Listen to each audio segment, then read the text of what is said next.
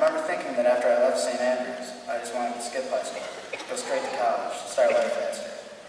Looking back on it, I'm glad that wasn't an option. I've learned so much in high school, and not just out of textbooks, but out of people and everything I had a chance to do.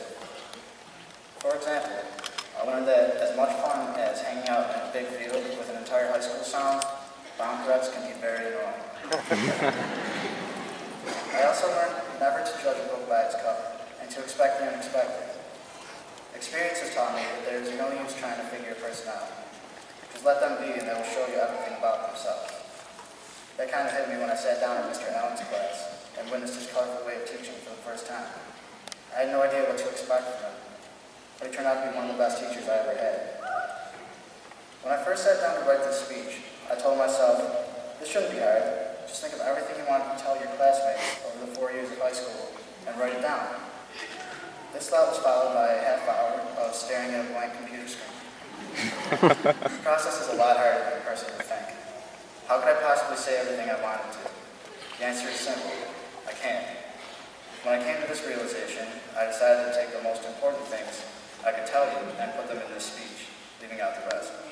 But before I begin my advice giving, however, I would like to take the time to thank my teachers and advisors.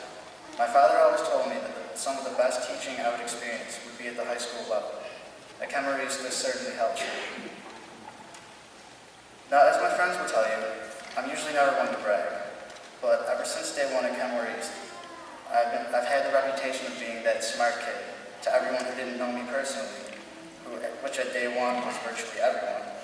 I was that guy who nobody knew because I came from St. Andrews. This name was with much thanks to John Anabaldi, who officially gave me that title in Mrs. Gravenstad's 9th grade honors English class, after we took a test to tell us our reading and writing abilities, and John saw how well I did on the test. I was flattered that people would think this of me, but I never really gave it much thought. I thought it would be a good goal to become valedictorian, but at the same time an almost impossible one. There are over 300 students in this class, and there's always someone who will do better, or so I thought.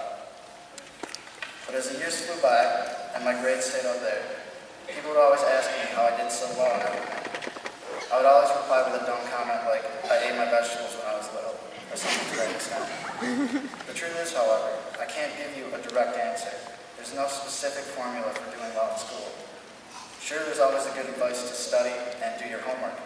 But then there are always those kids who never study and end up doing their homework the class before it's due and yet maintain good averages. The only thing I can tell you is how I've lived my life for the past 17 years and hope that everyone here will at least consider what I have to say. These are things I've kept pretty much to myself since I figured them out, but I figure it's time to share them with people. First of all, you can't get anywhere in life without a positive attitude. Never once in my life have I gone into a class to take a test telling anyone, especially myself, that I was going to fail. In fact, every day I would wake up and tell myself that I would succeed in everything I would do.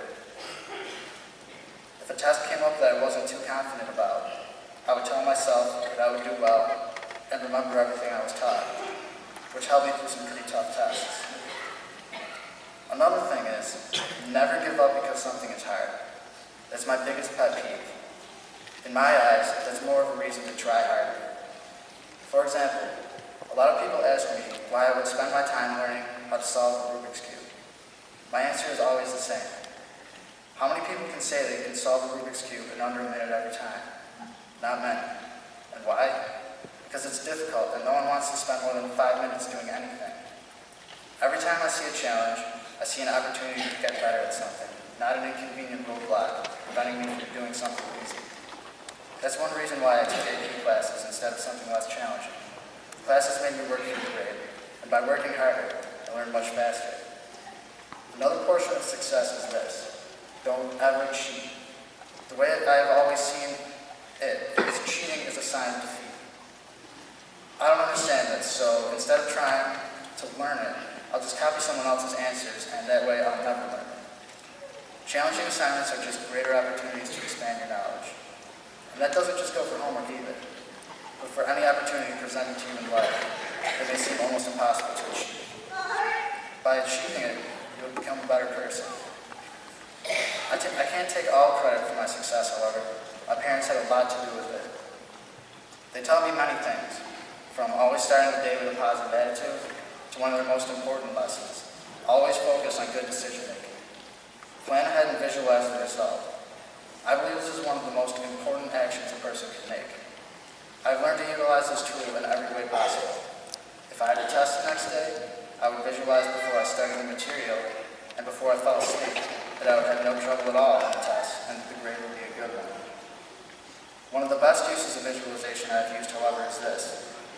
Every night of high school, before I would fall asleep, I would visualize my name being called as the valedictorian of my class. Laugh if you want, but this seemed to have worked out quite well, if I do say so myself. Now this all ties in with the positive attitude I mentioned earlier.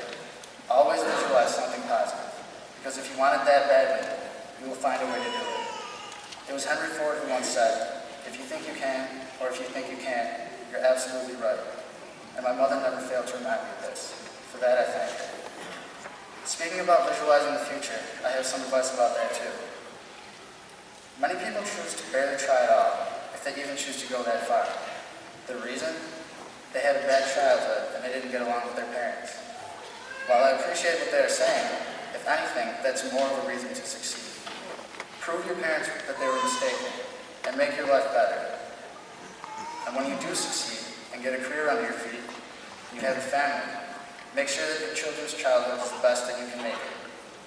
You always have two chances at a parent-child relationship. And if you don't like the one you had as a child, make sure the one you have as the parent is better. And now I ask you to take all that I had told you and try it. What's the worst that could happen? Go now and succeed, and in the words of Mr. Blanche, always make wise choices. And as Dr. Seuss once said, don't cry because it's over, smile because it happened.